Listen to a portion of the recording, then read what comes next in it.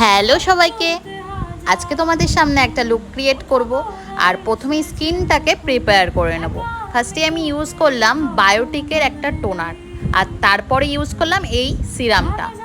এই সিরামটা আমি first use করছি, কারণ এর আগে আমি ভিটামিন সিটাই ইউজ করতাম। এটা কদিন পর রেজাল্টটা বুঝতে পারবো ইউজ করার পরে। তোমরা কে কোন সিরাম ইউজ করো আমাকে একটু বলো তো। আর ভালো করে সিরামটা অ্যাপ্লাই করার জন্য ম্যাসাজ করে নিলাম একবারে। তারপরে ইউজ করলাম সানস্ক্রিন। শীত, গ্রীষ্ম, বর্ষা, রোদ, ছায়া, সানস্ক্রিনই ভরসা। কারণ সানস্ক্রিন আমাদের স্কিনের মেলানিন নষ্ট করার কাজে লাগে, যার জন্য আমাদের স্কিনটাকে একটু ব্রাইট করে দেয়। আর হাতে যেটুকুনি লেগেছিলো আমি আমার নিজের হাতেও অ্যাপ্লাই করে দিলাম, একটু নষ্ট করা যাবে না।